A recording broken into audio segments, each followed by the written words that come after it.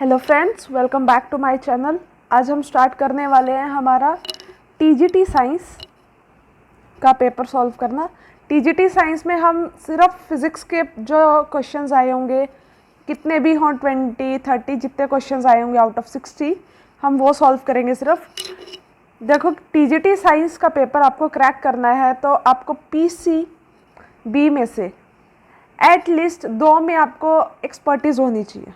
2 subjects आने चाहिए, physics chemistry, chemistry bio या फिज़िक्स बायो। फिज़िक्स बायो तो नहीं आएगा खैर किसी को भी।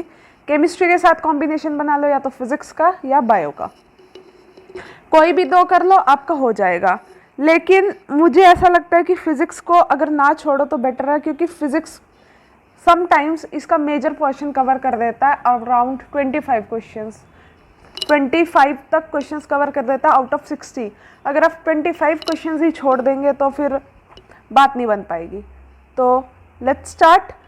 और वैसे भी एचटेट क्रैक करने के लिए अगर आप प्रीवियस ईयर सब कर लो फ्रॉम 2016 टिल नाउ, उन पेपर्स में से ही आपका आधे से ज़्यादा पेपर कवर हो जाता है। टाइम नहीं वेस्ट करते, हम स्टार्ट करते हैं हमारी वीडियो। ये हमारा टीजीटी साइंस का 2021 का पेपर है। ये मैं सॉल्व करवाऊंगी इसमें फिज़िक्स के क्वेश्चंस। इस पेपर में फिज़िक्स के 23 क्वेश्चंस आए हुए थे, कुछ कंसेप्चुअल, कुछ न्यूमेरिकल पार्ट, वो सब हाफ हाफ थे। बट थिंग इज इसमें बहुत ज़्यादा फिज़िक्स आई हुई थी। तो let's start. First question 93 question था इसमें। रदरफोर्ड का अल्फा स्कैटरिंग एक्सपेरिमेंट सबने पढ़ा है। उस एक्सपेरिमेंट के अकॉर्डिंग इन 4 ऑप्शंस में से कौन से 2 ऑप्शंस या कौन से 3 ऑप्शंस या कौन सा ऑप्शन सही है? फर्स्ट ऑप्शन है electron have negative charge.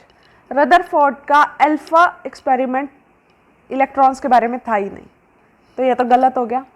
The mass and the positive charge of atom is considered in the nucleus. Rutherford ने सिर्फ न्यूक्लियस की बात की थी, तो ये correct. Neutron exist in nucleus, उसने न्यूट्रॉन्स नहीं डिस्कवर किए थे। और most of the space in the atom is empty, ये भी, यानी second and fourth option is correct. तो यहाँ पर कौन सी स्टेटमेंट आ जाएगी? हमारा ऑप्शन नंबर 2।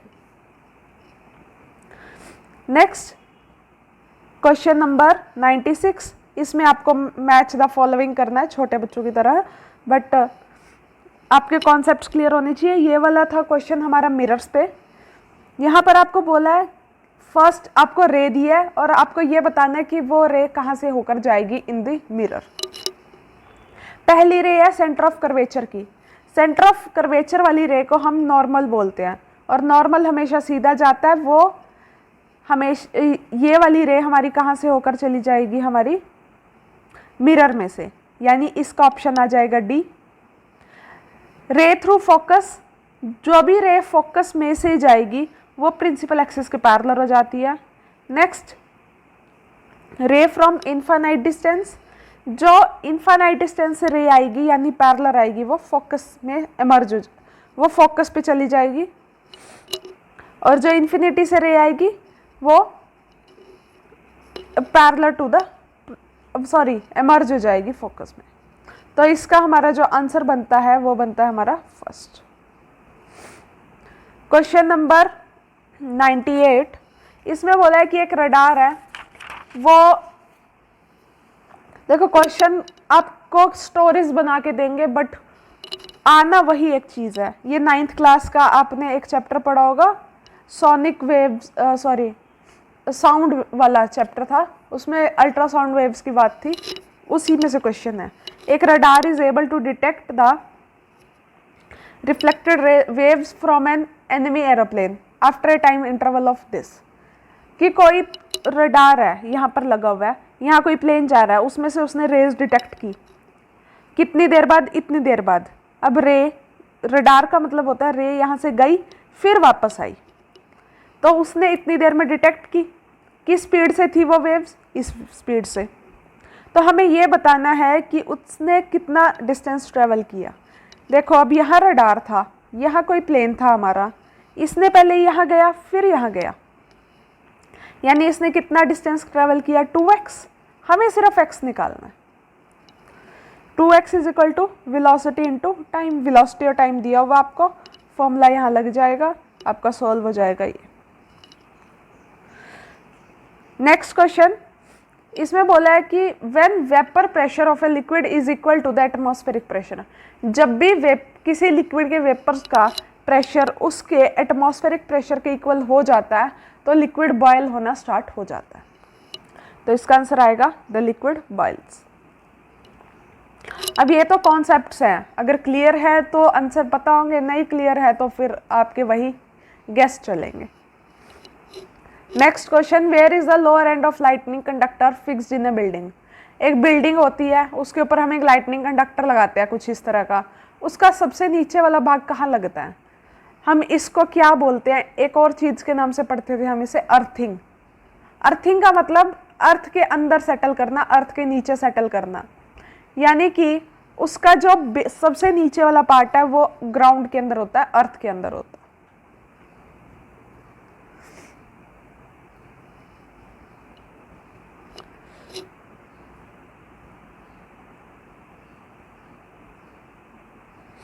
यहाँ थोड़ी सी गड़बड़ हो गई है, पर मैं, ये है 106 क्वेश्चन।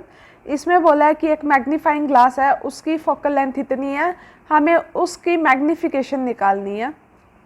इसका है आंसर ये, फोकल लेंथ दी हुई है तो आपने सिंपल माइक्रोस्कोप का फॉर्मूला पढ़ा होगा, simple microscope in +1 class. +1 class में सिंपल माइक्रोस्कोप में फॉर्मूला होता है, उसी को मैग्नीफाइंग ग्लास बोलते हैं। m is equal to magnification का 1 + d/f। हमें f गिवन है, m निकालना है, और d क्या होता है, d is the distance vision of distinct vision. ये 25 सेंटीमीटर होता है हमारी आइज के लिए, इनको वैल्यूज पुट कर देंगे, ये आ जाएगा आंसर 11। नेक्स्ट क्वेश्चन है 109। इसमें बोला है एक बॉल है जिसका रेडियस स्मॉल r, वो एक बड़े बाउल के अंदर छोड़ दी। ऐसे सोचो आपकी जो छोटी छोटी बॉल्स हैं वो किसी कटोरी में छोड़ दी आपने, वो क्या करेंगी, ऑसिलेट करेंगी, उसके अंदर घूमेंगी। हमें उनका टाइम पीरियड निकालना है। कैसे निकालेंगे, जैसे ये बाउल है, इसके अंदर एक छोटी सी बॉल छोड़ दी जिसका रेडियस स्मॉल आ रहा है। टाइम पीरियड का फॉर्मूला क्या होता है, 2π√L/g। यहाँ पर इक्विवेलेंट लेंथ क्या होगी, ये बाउल है, इसके अंदर बॉल है r। अब ये घूमेगी तो अपने रेडियस पे ना, तो मतलब अपना रेडियस तो ये कवर नहीं कर रही ना लेंथ में, यहाँ से यहाँ तक की लेंथ कवर कर रही है। यहाँ से यहाँ तक लेंथ कितनी है, बाउल का रेडियस, यहाँ से यहाँ तक की लेंथ कितनी है, बाउल का रेडियस माइनस बॉल का रेडियस, यानी कि उसकी लेंथ कितनी है, r माइनस स्मॉल r। उसे पुट कर देंगे, ये आ जाएगा हमारा आंसर। नेक्स्ट क्वेश्चंस देखो छोटे छोटे हैं, लेकिन बात यह है कि आपको आने चाहिए, कॉन्सेप्ट क्लियर होना चाहिए। अगर आपको कॉन्सेप्ट क्लियर है तो 2 मिनट में आपका क्वेश्चन हो रहा है। अगर आपका कॉन्सेप्ट क्लियर ही नहीं है, आपको पता ही नहीं है चीज़ कहाँ से आई है, तो फिर उसका कुछ नहीं हो सकता। क्वेश्चन नंबर 111, इसमें बोला है कि एक सेलेस्टियल बॉडी जिसका सन के अराउंड एक एलिप्टिकल ऑर्बिट है, यहाँ पर एक वर्ड यूज किया हाईली एलिप्टिकल ऑर्बिट। अगर सिर्फ एलिप्टिकल ऑर्बिट पूछते तो उसका आंसर क्या आ जाता, प्लैनेट। लेकिन यहाँ पर बोला है हाईली एलिप्टिकल बॉडी।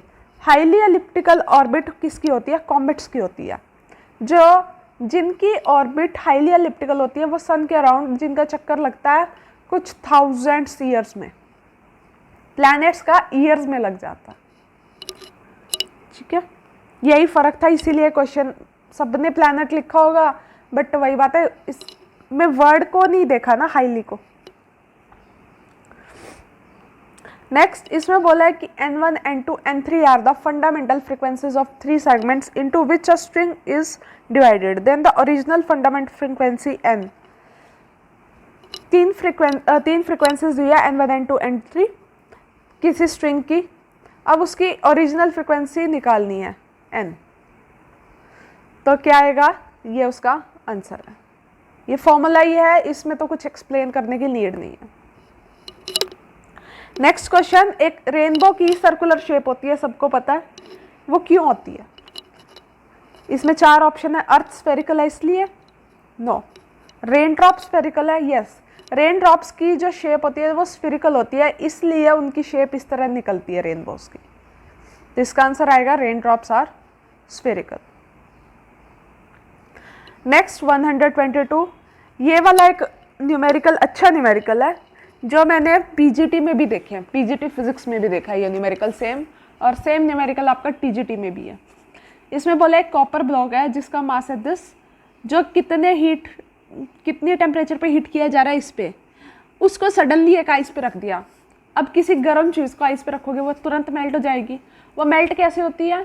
क्योंकि गर्म चीज़ के पास बहुत ज़्यादा हीट होती है, वो अपनी हीट ट्रांसफ़र कर देती है ठंडी चीज़ को। ठीक है, तो अब हमें क्या निकालना है कि गर्म सब्सटेंस ने हॉट सब्सटेंस के पास कितनी हीट थी जो उसने ठंडे को दे दी, बस।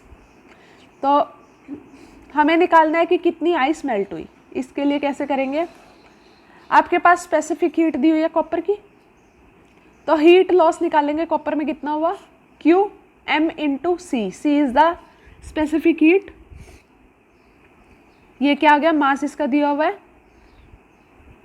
इन kg, हम इसे ग्राम्स में चेंज करेंगे क्योंकि सब कुछ ग्राम्स में है। ये 0.4, 500 इज द टेम्परेचर। ये निकल गई हमारी Q जो कॉपर ने लॉस की। अगर कॉपर ने इतना लॉस किया तो इतनी ही हीट आइस ने गेन की होगी, तो हीट गेन बाय आइस क्या होगी? Q into M into L. L भी दिया हुआ है आइस, हमारा आइस के लिए m निकालना है, हमें m निकालना है Q बाय एल। ये हो गया, इसे सॉल्व करेंगे, this is the answer. PGT और टीजीटी में सिर्फ डिफरेंस इतना था इस क्वेश्चन में, जो आपको ये यहाँ पर दो वैल्यूज दी हुई है ना, C and L, specific heat and latent heat, TGT में दी हुई है ये, और पीजीटी में हमें खुद लिखनी थी। नेक्स्ट क्वेश्चन 103, इसमें बोला है दो केटल्स हैं, उन्हें हीट किया। पहले दो केटल थी, पहली केटल को हीट किया अकेले, उसने 10 मिनट लिए, दूसरी को किया उसने 15 मिनट लिए। अब दोनों को same quantity of water boil करा और दोनों को पैरेलल में कनेक्ट कर दिया, तो बताओ कितना टाइम लेंगे? पहली ने टाइम लिया 10, दूसरे ने 15, पैरेलल में कनेक्ट किया है, तो this is the formula for equivalent time. यहाँ से सॉल्व करेंगे, हमारे पास आ जाएगा 6 मिनट। अगर यही सीरीज में कनेक्ट करती तो 10 + 15 कर देते तो 35 हो जाता। बस फॉर्मूलाज की बात है, पता है तो हो जाएंगे। क्वेश्चन नंबर 125, इसमें पूछा है कि इसमें से कौन सी मैटर की करैक्टरिस्टिक्स नहीं है। काइनेटिक एनर्जी के बारे में है ज़्यादा। फर्स्ट है kinetic energy of particles increases with rise in temperature. ये ट्रू है, जैसे ही हम पार्टिकल्स का टेम्परेचर बढ़ाएंगे उनमें वाइब्रेशंस बढ़ेंगे, उनकी काइनेटिक एनर्जी बढ़ जाएगी। Second, particles of matter diffuse into each other. जैसे ही हम एक गैस में दूसरी गैस छोड़ते हैं वो एक दूसरे में डिफ्यूज हो जाती है ना, तो दैट मीन्स कोई भी स्टेट ऑफ मैटर हो लेकिन उनके पार्टिकल्स आपस में डिफ्यूज होते ही हैं। Third, particles of a matter are randomly moving in all the directions. That's true, कोई भी पार्टिकल हो, कोई भी मैटर हो, किसी भी फॉर्म में हो, उनके पार्टिकल्स रेंडमली मूव करते ही हैं। Next, kinetic energy of particles in all matter remain same at particular temperature. चाहे कोई भी मैटर हो, उनकी किसी भी स्टेट में हो, उनकी काइनेटिक एनर्जी सेम रहती है हर टेम्परेचर पे? नहीं, ऐसा नहीं हो सकता। जैसे जैसे उनके फॉर्म्स चेंज होंगे उनकी काइनेटिक एनर्जी डिफर करेगी। एग्जाम्पल लो आइस का, सॉलिड फॉर्म में उसकी काइनेटिक एनर्जी अलग है, लिक्विड फॉर्म में अलग और गैसियस फॉर्म में अलग। 126 क्वेश्चन, इसमें बोला है कि न्यूक्लियस के अराउंड फिक्स एनर्जी लेवल्स घूमते हैं, ये किसने बताया था? आप सब ने पढ़ा है बोहर मॉडल, तो नील बोर जी ने ये बताया था कि हमारे एनर्जी लेवल्स होते हैं न्यूक्लियस के अराउंड। 134 क्वेश्चन, इसमें बोला है दो बॉडीज़ हैं, वो एक दूसरे की तरफ आ रही हैं, तो उनकी स्पीड कितनी है? 6 मीटर पर सेकेंड। ये रिलेटिव स्पीड दी हुई है।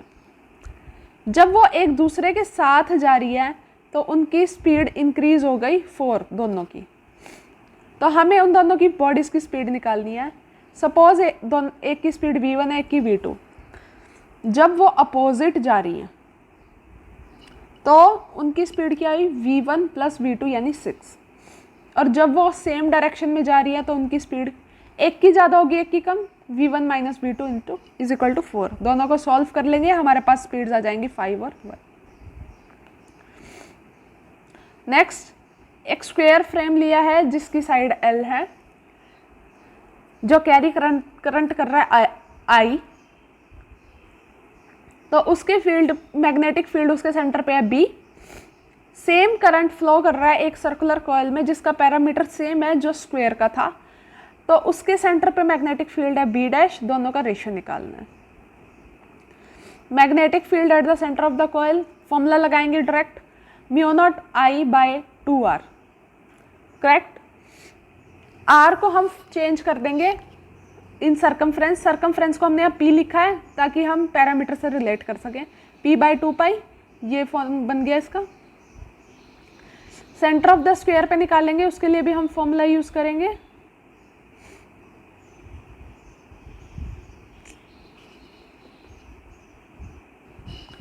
दिस 4 इंटू 4 साइड्स होती है, 4 into mu naught by 4 pi I by L sine phi 1 plus sine phi 2 होता है। दोनों ही एंगल्स कितने होंगे?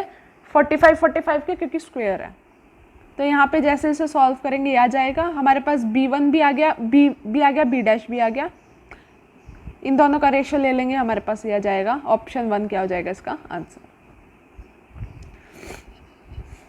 138, ये भी रिलेटिव स्पीड पे है क्वेश्चन। एक बॉल है X जो नीचे से ऊपर फेंकी गई है विद स्पीड U। एक इंस्टेंट पे उसी सेम टाइम पे Y है जो ऊपर से नीचे फेंकी गई है H हाइट से। तो बताना है किसी टाइम t पे दोनों की रिलेटिव वेलोसिटी क्या होगी। लेट्स सी, वेलोसिटी निकालते हैं बॉल x की एट टाइम t पे, क्या होगी? यहाँ पे फॉर्मूला कौन सा लगा है? सिंपल, हमारा v is equal to U plus A T. v क्या है? v है। u क्या है? u। ए टी क्या है? a क्या है? माइनस जी और t। y के लिए भी सेम फॉर्मूला लगा है। यहाँ पर इस रेस्ट से गिरी थी बॉल, तो यहाँ पे ये क्या हो गया? 0, तो ये बच गया। रिलेटिव स्पीड x की निकालनी है, यानी vx माइनस vy, ये कर दिया। रिलेटिव स्पीड आ गई u। 139 क्वेश्चन, इसमें बोला है कि एक अर्थ है, हमारी अर्थ है, उसको अगर रेडियस 1% श्रिंक कर दिया जाए लेकिन डेंसिटी कांस्टेंट रहे तो एक्सेलरेशन पे क्या असर पड़ेगा। लेट्स सी, एक्सेलरेशन का फॉर्मूला होता है, ये +1 क्लास में पढ़ते हैं हम, gm/r²। अगर डेंसिटी का फॉर्मूला होता है m/v, इसे पुट कर देंगे इसमें। v का फॉर्मूला क्या होता है? क्योंकि अर्थ एक स्फीयर है तो स्फीयर का फॉर्मूला लगेगा 4/3 पाई r² क्यूब। इसको यहाँ पुट कर दिया, सब कट कर दिया, ये आ गया। अब ये जो चीज़ है ये तो है कांस्टेंट, यानी g किस पे डिपेंड कर रहा है? r पे। और r क्या करा है हमने? डिक्रीज, यानी g भी क्या करेगा? डिक्रीज। तो यहाँ पर क्या आ जाएगा? Less than g। जो एक्चुअल वैल्यू थी उससे g कम हो जाएगी। 141 क्वेश्चन, इसमें बोला है हमें कि एक ब्लॉक है जो इंक्लाइंड है 30 डिग्री वाले प्लेन पे और वो मूव कर रहा है विद वेलोसिटी दिस, और वो कुछ 0.5 सेकंड के बाद रुक जाता है। हमें कोफिशिएंट ऑफ फ्रिक्शन निकालना है। यहाँ पे हमारा ब्लॉक है, उस पर कितनी फोर्सेस लग रही हैं? एक तो उसकी वेट की mg, नॉर्मल फोर्स n। हम mg को रिजॉल्व कर देंगे, mg cos theta, mg sin theta. n किसके इक्वल हो गया? mg cos थीटा के। नेट फोर्स क्या आ गई? F, क्योंकि इसकी इस तरफ फोर्स लग रही है, प्लस mg sin थीटा, इस तरफ एक फोर्स है वेट की। हमने यहाँ F क्या होता है? हमारे पास फॉर्मूला होता है म्यू इंटू एन, यहाँ पुट कर देंगे, हमारे पास ये बन जाएगा, ये आ जाएगी ए की इक्वेशन। इसके बाद हमें दिया हुआ है फॉर्मूला, हमें पता है v माइनस या v is equal to U plus A T होता है। v क्या है? 0, लास्ट में जाके रुक जाती है बॉडी। स्टार्ट कौन से स्पीड से करती है? 5 से। सब पुट कर देंगे तो हमारे पास a आ जाएगा 10। इसे ऊपर वाली इक्वेशंस में पुट कर देंगे सब कुछ। एंगल हमारे पास 30 डिग्री था, सब पुट कर देंगे तो हमारे पास म्यू की वैल्यू क्या आ जाएगी? 0.6। क्वेश्चन नंबर 146, इसमें बोला है हमें कि कुछ रेजिस्टेंसेस जोड़े हुए थे पैरेलल में, उनका इक्विवेलेंट रेजिस्टेंस ये था। फिर उसमें से एक रेजिस्टेंस की वायर टूट गई, मतलब वो रेजिस्टेंस उसमें से हट गया, फिर इक्विवेलेंट रेजिस्टेंस ये हो गया। अब जो रेजिस्टेंस टूट गया हमें उसका रेजिस्टेंस बताना है, जो रजिस्टर टूट गया। सपोज करो वो आर था, रजिस्टर के साथ जो रेजिस्टेंस था वो ये था, रजिस्टर के बिना था वो ये था। तो इस पर हम फॉर्मूला लगा देंगे दिस, तो यहाँ से आर की वैल्यू आ जाएगी हमारी 3 ओम। क्वेश्चन नंबर 149, इसमें बोला है कि एक वाटर पंप है जिसकी पावर 2 किलोवाट है, वो 1 मिनट में 10 मीटर की हाइट से कितना पानी निकालेगा वो बताना है। देखते हैं हमारे पास एनर्जी क्या होती है स्टोर्ड,